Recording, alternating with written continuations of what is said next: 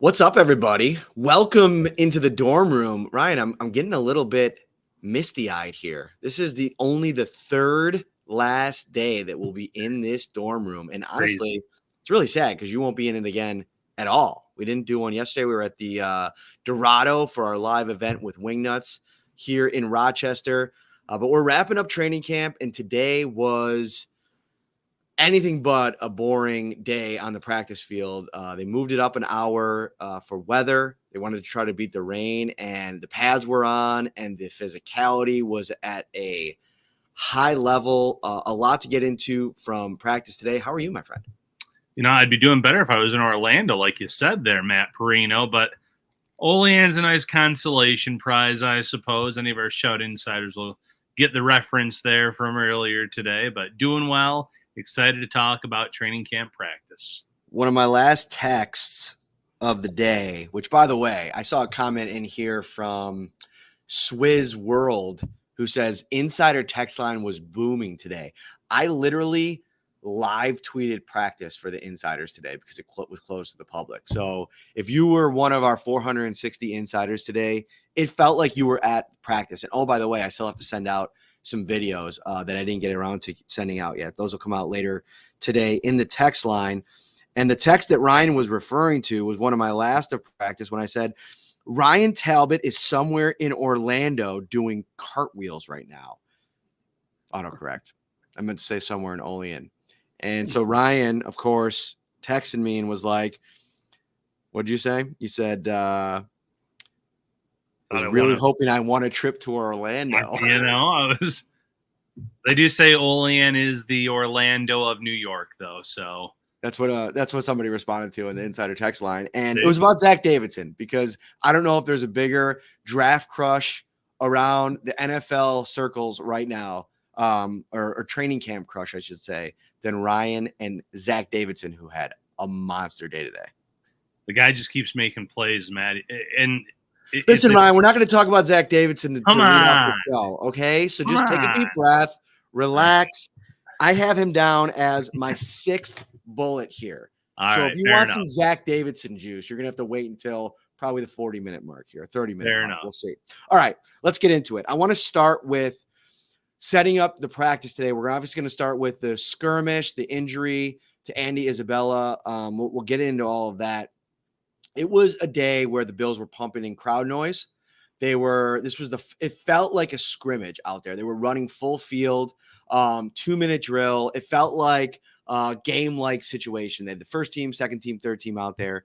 And it felt like the defense raised its level of intensity from the jump. Like it felt like a struggle for the most part for the offense, but it felt we hit a part of practice where things took a turn. Andy Isabella had a short reception, and DeShawn Williams was coming down the line. And I don't know if he actually meant to hit him dirty or anything like that. I think he was just running full speed as a defensive tackle, ran into him. Looked like a leg injury for Isabella. He was down on the turf for a little while. He was helped off by trainers, tried to walk it off. When he got to the sideline, he went down immediately there. They worked on him for a few minutes. The cart had to come out and take him out. So we'll see what ends up developing there. But you want to talk about two sides meeting. Alec Anderson comes down the line, had some words for DeShawn Williams. Josh Allen looked like he was arguing with a few people at one point, a la the headline, Seeing Red. He was not happy about any of it. And whenever there's an injury like that, a collision, things get kind of heated. But I will say that, hearing AJ Epinesa talk about it after practice, is like, guys are competitive. Guys are flying around out there. When you have the pads on, when you're going full speed like that, these things kind of tend to happen. Yeah, absolutely. And, you feel for Andy Isabella, you feel for DeShawn Williams. Both of these guys are, fighting to make an impact. And Isabella seems far down the pecking order for the wide receiver jobs, but he could have been someone in the mix for a return job, possibly, Matt, because they haven't really said much about that. DeShawn Williams, we've talked about how many defensive tackles will they carry. He's going to be one of those lower defensive tackles on the list. So both guys are just trying to show what they can do, trying to earn roster spots. Injuries happen in the NFL, and whether it was late, whether it was cheap, is in the eye of whoever was out there at that time on the field. But it's just a case of Williams trying to make a good rep on film where the coaching staff can see that. And it's an unfortunate part of the game, but like you said, some arguments from some O-linemen, Josh Allen unhappy about it. This is part of what happens in these training camp practices in the preseason. Unfortunately, it's just all a part of the machine known as the NFL. It is. And, part of the frustration on the offensive side, of course, you're reacting to a player getting hurt in Andy Isabella, but this was a day where the defensive line, I thought on all three teams put up a really impressive performance. If you want that unit, if you're worried about the defense at all, and you're like, all right, I'm waiting for a day where the defense asserts itself. There's at all three levels, I have positive reports to give you. Today was the day where the intensity was raised because the defense matched what I think the offense has brought for the most part through the first 10 days of practice. And when that happens, you see the intensity ratchet up a little bit. It didn't matter who was carrying the ball. James Cook, Ray Davis. I put it out to the insiders. It was defensive hats flying to the football, a lot of stops at the line of scrimmage, a lot of stops behind the line of scrimmage. Guys like Ed Oliver, Matt Milano had a huge day. Kyer Elam in run support as a cornerback. I thought all three levels today made it hard on the offense. And, they were doing these full field drills through the first, hour and a half of practice. None of them ended in a touchdown, Ryan. This was a defense that put up a really impressive performance. And I think for the offense that has had so much success, I think if you're a Bills fan sitting here on day 10 of camp, you're excited about that because most of the questions that you have at this stage, I think, have been about the defense. Yeah, and usually it's the defense starts out hot, the offense gets catches up with the defense over time. At training camp this year, it's been the Bills starting off hot, remaining hot throughout most of training camp, and now it's the defense starting to show up and play at a high level. We've talked about individual defensive performances in terms of guys who have stood out, but as you mentioned, Matt, it was all three levels today. They had a good pass rush going. The linebackers were flying around the field. The cornerbacks were shutting guys down. So this is a day that you should be happy about if you're a Bills fan because, if you go into the text line, I've had so many questions, Matt, that I've answered. That I'm sure you've answered. Are you concerned about the defense at all? Are you concerned about the defensive line when there's been the big Ray Davis runs or the runs by James Cook? And my answer has been no. These are just great individual performances. Today, there were great individual performances on the defensive side of the ball. And that all of them, performing well together led to a shutdown day for the defensive unit. Thank you so much to everybody that is joining us here mid-afternoon on a Monday. The Bills with their fourth last training camp practice today at St. John Fisher University. They'll go again, third last, I should say. They go again off day tomorrow on Tuesday. They'll practice Wednesday and Thursday. And then, of course, the first preseason game on Saturday. And we have a question from one of our insiders here, Ryan, and we can kind of nestle this into our observations from today's practice because I think it's a fun one. And you look at this Bills team, Jim Payne, he came out to Wingnuts yesterday, or Dorado, where Wingnuts was cooking up some wings to say hi. Got a chance to meet him, get a picture with him. So thank you to Jim and all of our insiders for the support. We're so appreciative. Hey, guys, what players are you looking at needing a strong preseason games to have a shot at making the team? Are any of them surprising from the spring? Maybe somebody that we didn't have on the roster bubble in the spring that now is kind of there. Well, I'll say someone I had on the roster who's disappointed that needs a strong camp, and that'd be La'el Collins. He's someone that needs to show up and prove that he is worth a roster spot at his age with the injury concerns. So that's one player there. I had Chase Claypool as my wide receiver 6. Injuries have kept him off the field for the most part, so he needs to step up in a big-time way to get himself back in the ring in discussions of that wide receiver room. I think that there is a gap there now if the Bills keep 6 receivers with Tyrell Shavers in front of him. So, those are 2 guys right there off the top of my head. Balin Spector, he's a guy that I didn't have on the roster. He's impressed me, though, a little bit at training camp, but he needs a big preseason to kind of lock it up or give himself a shot at a roster spot. So there's 3 for me, Matt. What about you?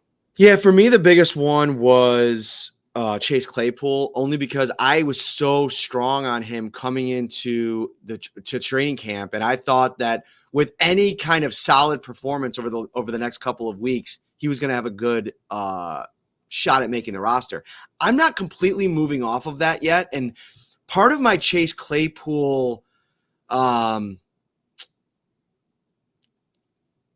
reason I still think he could potentially make the roster is because I don't think that Marquez Valdes-Scantling has asserted himself enough to lock down what I think is that fifth receiver spot. One observation that I'll throw in here from today that I think is a little bit concerning. There's been so much good on Mac Hollins, right? Like the guy competes, he gets open.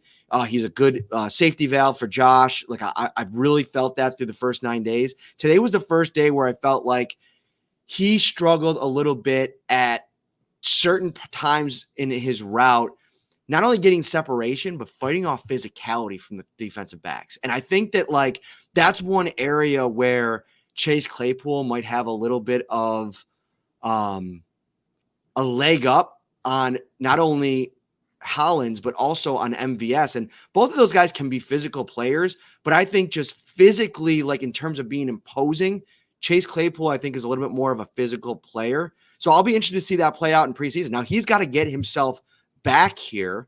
One person that I had on the roster bubble on the defensive side of the ball was DeJuan Smoot, who is now close to a roster lock for me, which I don't think I was ever going to get to that point, but he's been so good throughout training camp. Everybody raves about him.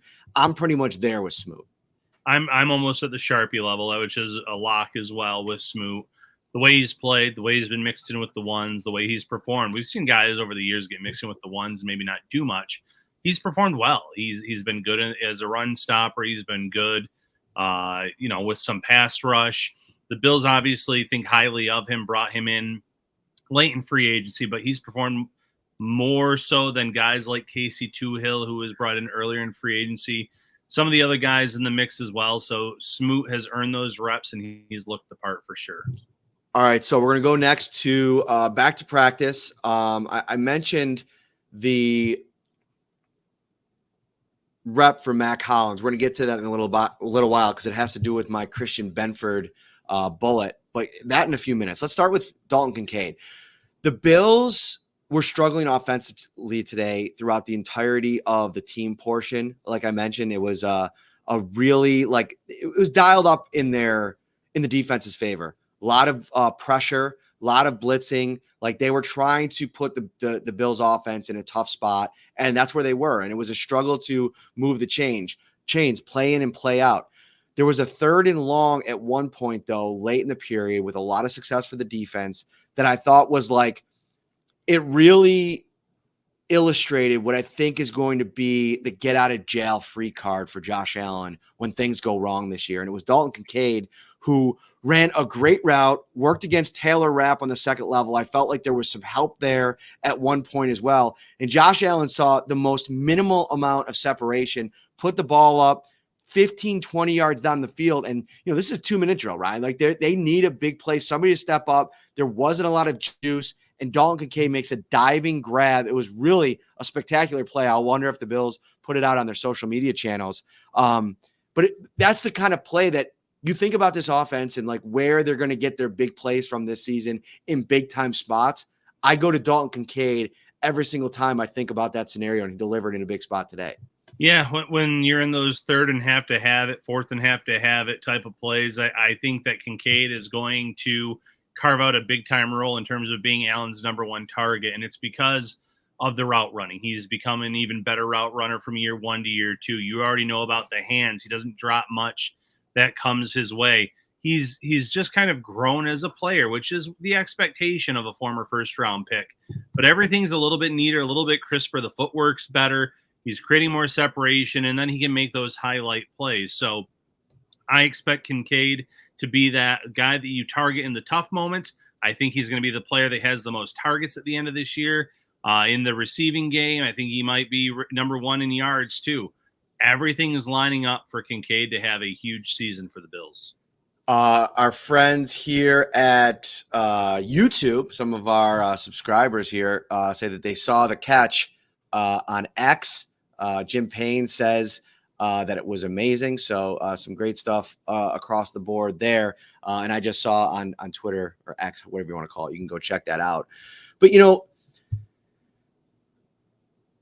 Let's reshape the conversation around the offense a little bit too. Now that we've really seen what the Bills want to be, like the role for Curtis Samuel, Khalil Shakir, and what he's been. Let's kind of shuffle the deck here. What do you expect Dalton Kincaid's season production to be? Finished with 90 plus targets last year, 70 plus catches. Do you think it's the touchdown production that takes a huge spike? Do you think it's going to be, 1,000-yard receiving season? Like, where are you at with Kincaid? I think he's going to see a big jump in receptions and targets. I'm not sure about the touchdowns. I think Keon Coleman's going to be a big factor in the red zone. I think they're going to run the ball a little bit more in the red zone. Allen's obviously a guy that can take off in that 15, 20-yard range and score as well. So touchdowns are hard to predict, and you still have Dawson Knox, who has been great in the red zone as well. So touchdowns, I think, will go up from what he was at, but I don't know if you'll see a monster spike there. But I think that you could see him come close to 1,000 yards receiving. I think you're going to see a nice increase in the receptions as well for him. So those are two areas that I'm looking at. Because like I said, I think that Coleman has a big role in the red zone right out of the gate. You have Curtis Samuel that can be used in every way. He is a Swiss Army knife.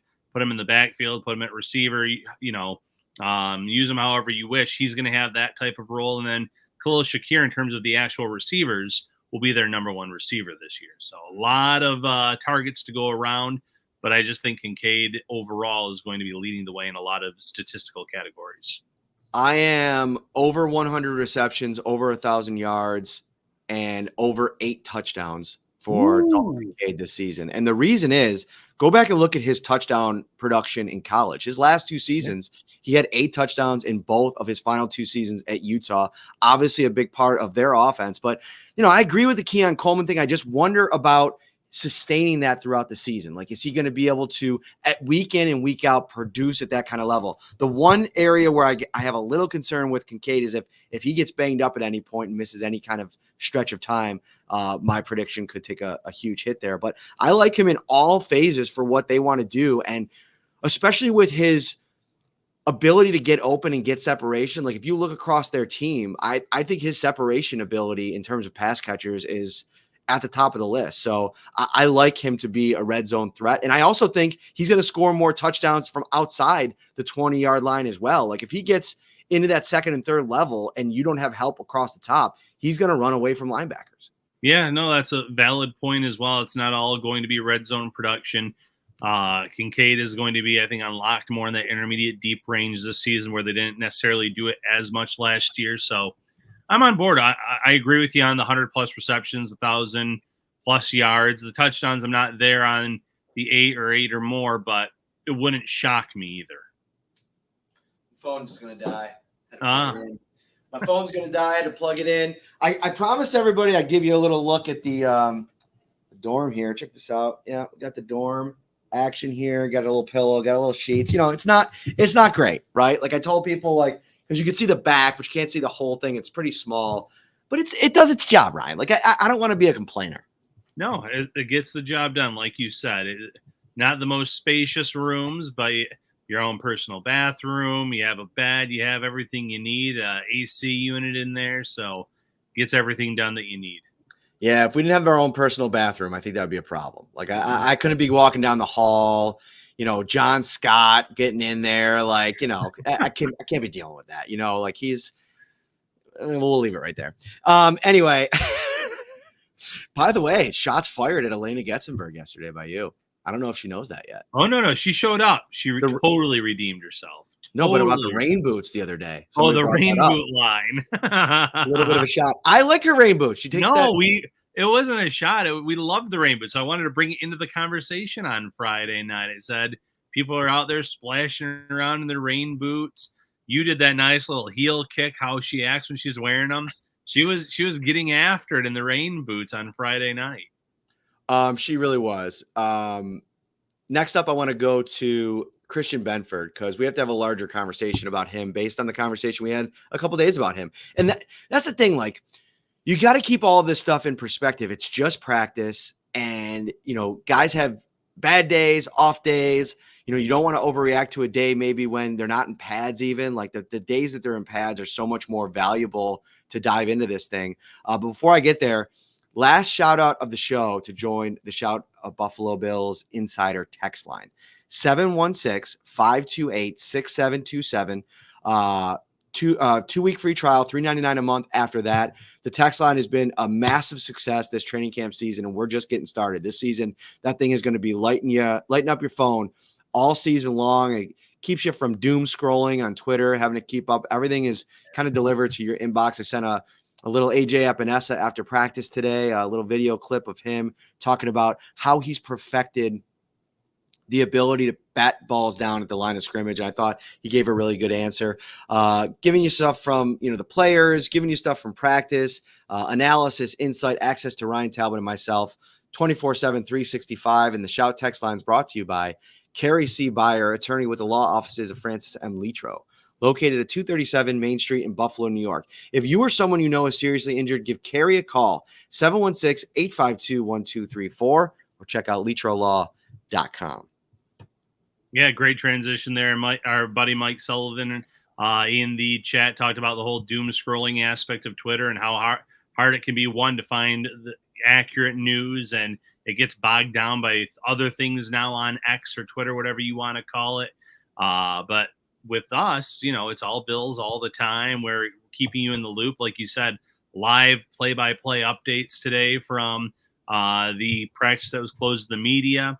And it's not just going to be training camp. Obviously, next week after this first preseason game, we're in Pittsburgh. We have a joint practice. We have a preseason game there, and then we get to roster cuts. The insiders will get our inside news before anyone else. So this just keeps rolling along all year long. Josh Brown over on YouTube. The text line is an absolute godsend because it's in real time. If something happens, we're the first to know even before Twitter. Boom. All right, Christian Benford. Let's get into this conversation. The pads were on. I sent a video out to the insiders in individual portion where Benford was working off to the side, and I mentioned he dropped that interception in practice yesterday. Well, he was the last one working on the jugs machine. A lot of people had jokes about that. Maybe they've never heard what a jugs machine is before, but it's a football machine with two wheels. You put a ball in between the wheels and it shoots the ball out, and players can kind of work on their. Actually, Lucas wants me to get him a jugs machine. I said they're only like $3,000, I think. So I said, yeah, you're never going to get a jugs machine, I told him. So Dad will come out there. He'll get the elbow up. He'll start rifling in some fastballs with the football, and you can catch those. It'll be just like the same experience. So Benford was out there. Obviously, coming off a practice where he let one fall to the turf, he wanted to make sure he got a couple of extra reps in, and he came out and was absolutely dialed in today, Ryan. Like, it didn't matter who he was going up against. Physical, had a pass breakup at one point, just making things impossible on 2 reps for Keon Coleman and Mac Hollins, just in their jersey, stride for stride, playing the ball, but playing physical, not even letting them get into a position to make a play on the ball. Like, you talk about Hollins and especially Keon Coleman being these great 50-50 guys, catch radius, all those things. It's hard to really take advantage of that when the defender is not even letting you get to a specific position where you can make a play on the ball, and that was Benford today. One of my favorite attributes of Benford is he walks that fine line of physicality. He's never overly physical, which was one of the knocks on Kaiir Elam early in his career with drawing the flags. Benford knows, just the right amount where he's not going to get penalized, but he might throw a guy off of his route. He might frustrate a player over the course of a game, and that's the trait of a very good cornerback, and it's something we've seen from early on. From when the Bills drafted him out of Villanova to his first few reps here in Buffalo, we've seen that physical style of play, and we've seen him shut down some pretty good receivers over the first few years of his career. He does a lot of things really well. Physicality is number one. His recovery speed is great too. So if he does get beat when he's physical, he has the speed to recover. I saw it yesterday during a one-on-one rep where he kind of lost the rep to Hamler, and he was able to catch up the ground and bat the ball away at the last minute. So he does a lot of things really well. It's why he moved up the depth chart so quickly in his tenure here in Buffalo. It's why he's going to be difficult to unseat anytime soon as a starting cornerback for this team. Monday, August 5th, training camp. Dude, I cannot believe we are on day 10 of training camp. When we get to St. John Fisher, it just absolutely flies. You've already been 2 trips up here. We're cruising through this thing. Today's practice was a good one. One rep, staying on the defensive side of the ball for the next couple here. Matt Milano and Taylor Rapp combined for a sack on a play against Josh Allen where I thought Ray Davis, it was noteworthy, picking up the blitz from Terrell Bernard, who was kind of the first wave on the play. Then it was Milano and Rapp. Milano was involved in some great coverage on a few plays, really keeping short passes to a minimum of rack, if any, at the line of scrimmage, helping to shut down run plays. Matt Milano felt like today, I know there was a lot of juice around him the last couple of days from certain reporters, and rightfully so. I thought he's had some real nice moments of practice. Today, it felt like a full game worth of production from Matt Milano on it, moving well, moving confidently. Taylor Rapp around the line of scrimmage is still going to be a real problem. But the blitz pickup of Ray Davis, very important little note there. I think that's a position they want to throw him into, see how he does. There's not many looks that you're going to get that are better than Terrell Bernard coming up the middle on a fiery blitz. That's a huge step for Ray Davis. Not that he hasn't been doing a good job of picking up the blitz at camp, but if you want to get playing time in this offense as a young player and you're a running back, you need to be able to pick up the blitz. You need to be able to hold your own, protect your quarterback. And it's something that, his physical build allows him to do and do well. So again, Ty Johnson's missed time has proven costly. Ray Davis has made some nice plays in the run game, shown off as a receiver. And now he's holding up as a blocker as well. He is really putting himself in a good spot to be that complement to James Cook right here in his rookie year, Matt. Shane Buechele ran the second team offense today and had some good moments, had some meh moments. And one of the biggest meh moments of the day was an absolutely horrible ball. He was looking for, I think it was a tight end over the middle. And Daquan Hardy absolutely ripped into the passing lane ahead of the intended receiver, intercepted the ball. Hamler. It was KJ Hamler, which is pretty good because, it's a fast guy, a veteran guy that can react in the moment. And Hardy jumps in front of it, picks it off, runs it back a few yards. Daquan Hardy's having himself a nice couple days of practice. And now all of a sudden, how is this reshaping how you view the defensive back room? Because you have Cam Lewis, who's kind of that established guy who can play in the slot, can play at safety. I think Daquan Hardy has some versatility as well, seen more as a slot cornerback. Do you think that we're starting to see with his uptick in defensive production that it's going to be more about what he does defensively than even if he stays in the kick punt return battle? Yeah, possibly. And it was interesting yesterday, Sean McDermott with his media availability said that the main reason they drafted Hardy was for his return game. It wasn't even for his defensive play, where one analyst had him as the best nickel cornerback in the draft class. It's saying how highly they think of him, though, as a return guy. But now he's stepping up in terms of the defensive back room and making plays at practice. It doesn't change my mind about how many players are going to carry. I had him on my first cut of my 53-man roster projection. I had him being the return man, being that extra defensive back, possibly serving, though, as that backup nickel cornerback. And right now, Cam Lewis, he might be best suited to play safety in this defense because of all the injuries, everything going on, not knowing the timetable necessarily on Mike Edwards, Cole Bishop. So it doesn't really change much for me in terms of how many they're keeping on the back end. But you just said it, Matt. Some of these rookies are starting to elevate their game, and I don't want to transition away from Hardy too quickly yet, but we're seeing it from Hardy and we're seeing it from Javon Solomon all of a sudden. That's a good transition point. And I think we got to talk a little bit about Solomon because I think he's trending upwards in a big way the last couple of days. I've seen kind of a switch flipped. Most of it's coming on the third team, so you want to keep it all in perspective. But he dominated Tylen Grable today in multiple spots, had a couple of sacks again in team drills. So then now you have him making plays, and that's a big note, right? That's worth mentioning in the show. But here's the biggest piece. He affected the game so much with his production on those sacks. He lulled Tylen Grable into a false start penalty because he was trying to get a head start and a jump on Solomon because his jump off the line was so good. I asked AJ Epinesa about Solomon after practice, and he said he's an athletic freak. He's yoked.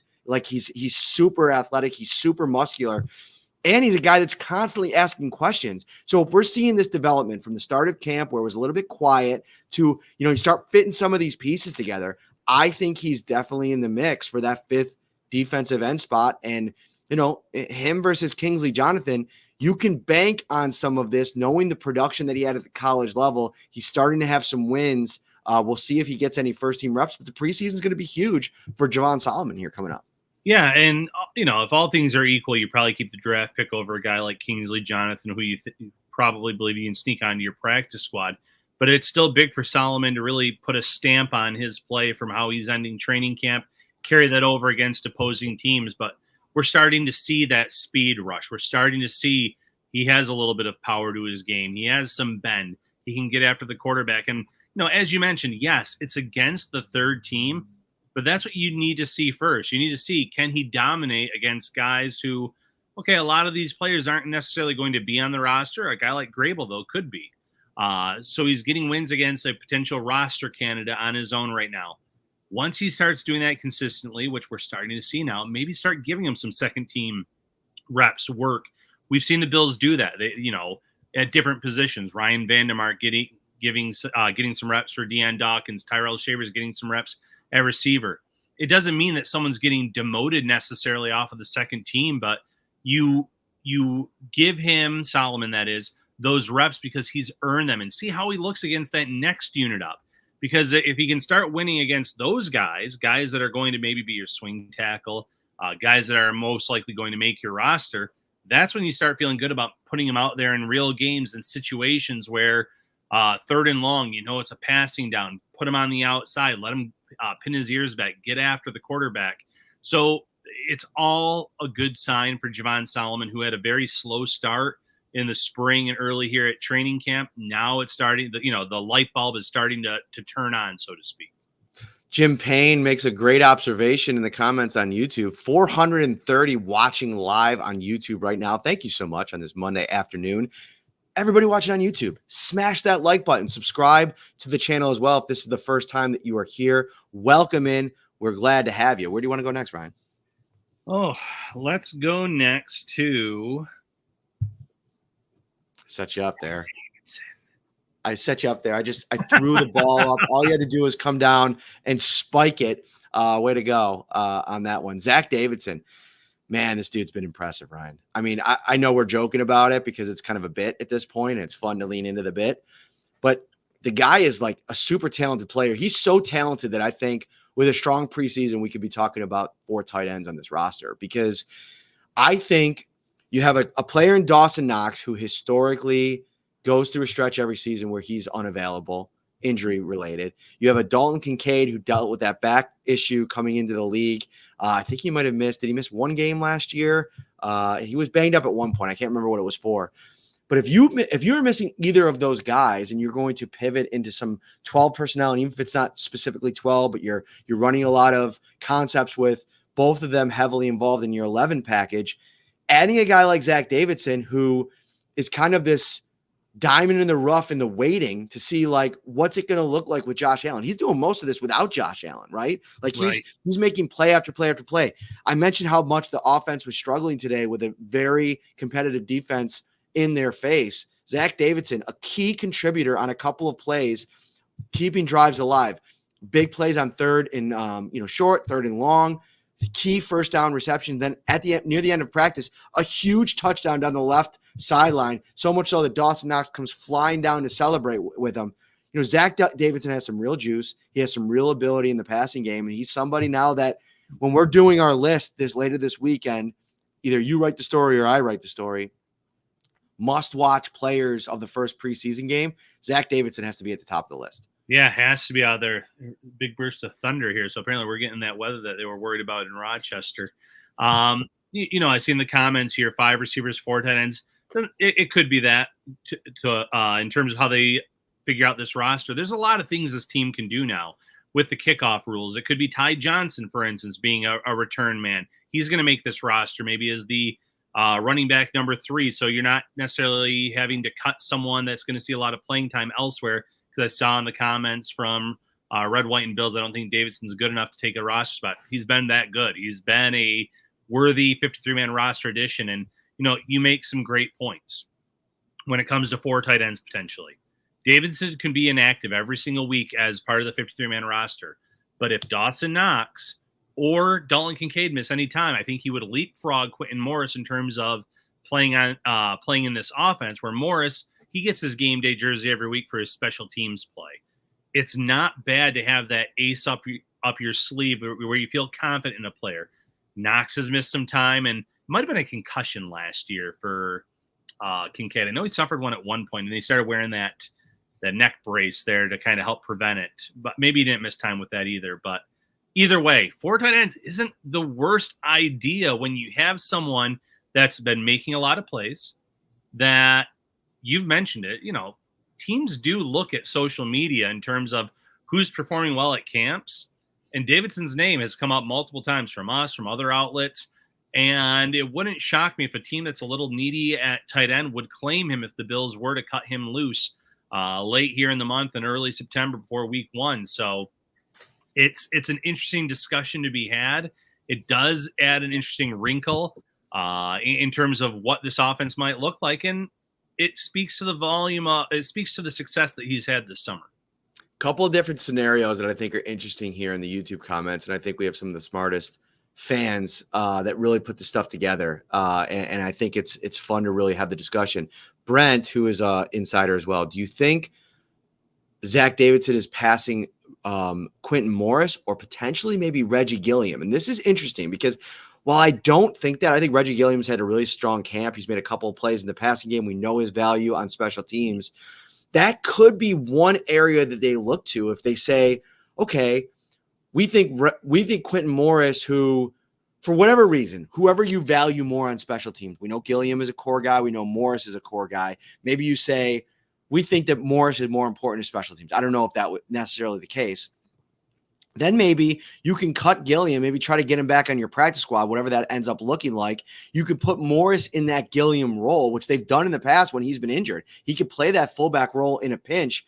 I think that's interesting to think about. I'm not there. I'm not sitting here saying that Reggie Gilliam's going to get cut. I do think he's very valuable to them. I think he's been was he a special teams captain last year or no? Was it it was Medikevich, Reed? I don't think he was. I gotta look back at it. But this could be the year that he is one. And here's another one from Jason Jeffords. Only 2 running backs because you have Allen and Samuel. Then you can have 4 tight ends. Do you cut a guy like Ty Johnson, try to get him back on your practice squad? You have David. I don't think they'll do that either. But again, thinking outside the box with ways they can maneuver around the numbers of keeping guys and not chancing guys of getting cut or getting claimed. Both of those are outstanding suggestions. It could be cutting a defensive tackle because you have guys that can kick inside, like Smoot, like Rousseau in a pinch. It's not an every down role for Rousseau, but you could move him there. The Bills talked about that early on in his tenure with the team. So that could be another avenue for them. If they wanted to cut one linebacker, the different defenses and bases that they could play with, that could work too. But yeah, some great suggestions here in the comments, some great ideas. So it'll be interesting to see how it all plays out. Where do you want to go next, buddy? I just want to give a shout out real quick to the Bills fans here in the chat. Over 2,000 watching live right now on all platforms, Matt, on a Monday afternoon. Unbelievable. We really appreciate the support. Can't say enough good things about the Bills fans. In terms of where to go next, how about a little Khalil Shakir talk? He made a play today as well, so worth mentioning because we get a lot of questions about Shakir, and he's someone we don't maybe mention enough because he's been so steady all summer long. We have over 400 watching. I think most of those people are watching on the TV, and maybe that's why the likes are under 100. But let's get those likes up. Let's everybody get those likes up on YouTube. We really appreciate it. It gets the more likes we get on this thing. If we can get this to 200 before we're done with this show, like that really helps kind of like send it out into the ether on YouTube, whatever the algorithm is. So that really helps us out. Yeah, Khalil Shakir, another just outstanding day, like a huge play. I think it was a 3rd and not manageable, 3rd and like 7 or 8. He comes around on a nice out route and is there available for Josh Allen, gets separation. He's such a killer in those moments for teams because you got everything defended. You have everything kind of lined up schematically, and all of a sudden you kind of look And there's Khalil Shakir, who's kind of in that second wave. I mentioned to him a week ago. He's so good timing his routes, right? Like that's something that we probably don't spend enough time talking about when evaluating guys. Is like, you can be great at getting separation, exploding, finding a way to find open spots in the something Cole Beasley did so well. Like, that's the timing element of it all. If you know when in a route you need to make a move to get open and be available for your quarterback, I'm not sure anybody does that in this wide receiver room better than Khalil Shakir. It was a huge play on a third down and a huge moment in this game scrimmage practice today for the Bills. Yeah, he's just been so steady, so solid. I guess probably doesn't get the love that fans are probably looking for, but we're always looking for diamonds in the rough, guys who are stepping up, like the Solomons, like the Davidsons. He's had a really good camp, and he's always getting open. He's good hands, rarely drops a ball. Someone that ascended up the depth chart last year, became one of Allen's top and favorite targets. I anticipate that continuing again this year. Getting a large share maybe of those reps and targets that went to Diggs and went to Gabe Davis. So after going up by about 450 yards from year 1 to year 2, I expect that yardage to raise again by a couple hundred yards. Not sure he hits that 1,000 yard mark because of all the different people, the everyone eats mentality. But he is going to ascend once again and see his stats increase as well. Sheila Atkins with a great observation here. We usually get our noses into the content and forget to hit the like, Matt. Sorry, I smashed it today, but I'm usually guilty of forgetting. I know. We sometimes we go episodes we don't even mention it. It's not that big a deal. I just think if you're here and you can hit the like, we really appreciate it. It helps get this thing out. What do you want to hit next, Ryan? We're going here. We got a ton of people watching live. What's another big topic you want to hit on this episode? If you have any specific questions, let us know in the comments. Anything else that you'd like us to handle? We got about 10 or 15 left that we can kind of hit a couple more angles here. Yeah, absolutely. Yesterday, Sean McDermott mentioned ramping up the new safeties, the guys that they brought in last week. Have you noticed anything yet from Kareem Jackson, Terrell Burgess? Have they stood out at all? Are you seeing them at least get more involved? Is this something where it's going to be hard for them to move up the depth chart? So I think Jackson took his biggest step today. I saw 27 out there more. I mean, that's the extent of the observation.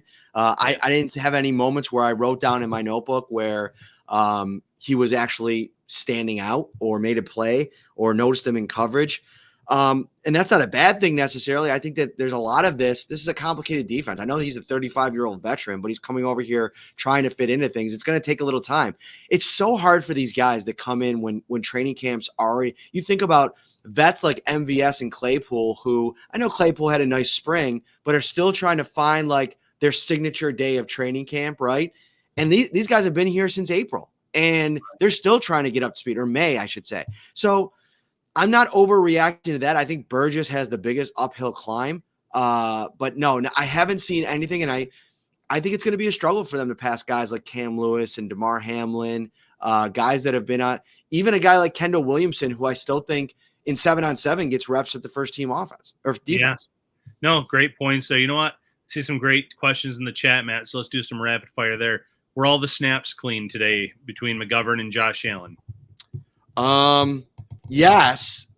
Cedric Van Pran Granger had a bad snap to Mitch Trubisky, and it ended up being a sack because of it. And that's an area where, I don't know, like if you're Cedric Van Pran Granger, we saw Alec Anderson, assume his spot as the number 2 center over the last couple of days. And I think he's there with an exclamation point at this point. He hasn't worked much at guard. I still think he's going to make the roster. But now you're talking about an additional roster spot.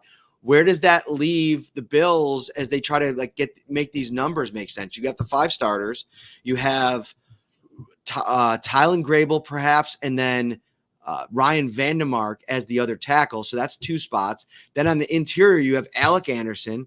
You have Cedric Van Pran Granger as a rookie. And then do you keep 10 with Lyle Collins because you have any questions about some of these other guys? Is there anybody else that stands out here as somebody that's been really good? I think Will Clapp is that veteran that I think is going to push all of those guys.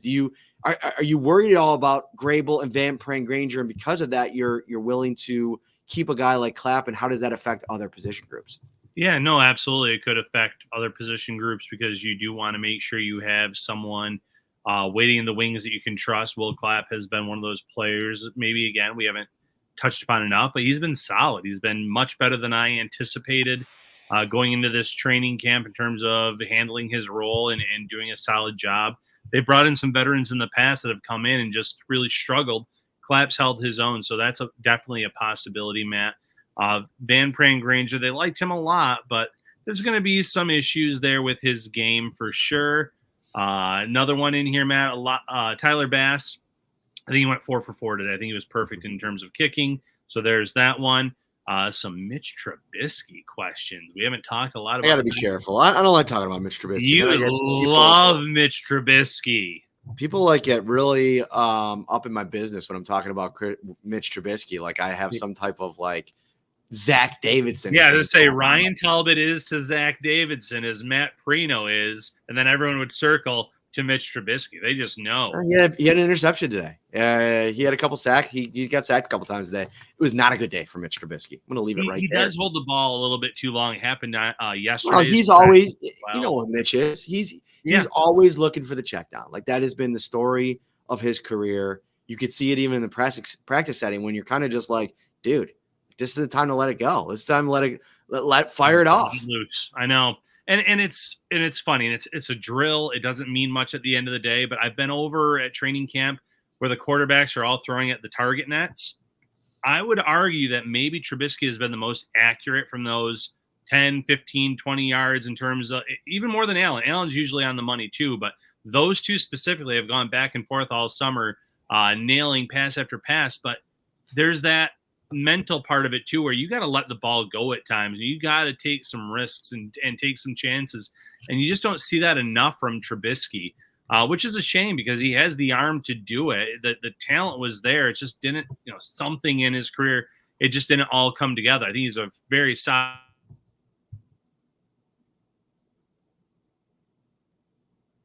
Oh no! Did we lose him?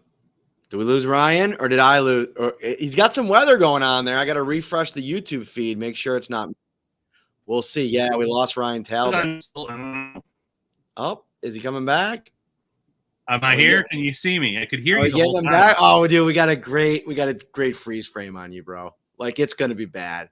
It is going to be tweeted. You were tweeting other things today earlier before the start of the show. Storm and Olean did not do you any favors. No, it didn't. So you can hear me now, though, correct? Yeah, you're back in a big way, which is huge. Back in a big way. Yeah, unfortunately, it is still storming here pretty good. I think that is what knocked me out this time, and now I'm starting to see the little Wi-Fi thing pop up every now and then. So my apologies. This one's a weather-related incident, but Mitch Trubisky, talent's there. But with any backup quarterback, if Josh Allen goes down, the Bills are in a bad way. So he's fine for the role that he has. He's okay as a backup, not someone you necessarily want to count on. Well played, Jim. Boom. Insider joke. I like it. All right. That's going to do it. We're going to get out of here for today. 50 minutes on your Monday afternoon of Shout. We'll be back. Off day tomorrow on Tuesday. We'll be back on Wednesday. Thank you so much for watching. Ryan Talbot, I'm Matt Parrino. We'll see you on Wednesday. Take care, everybody.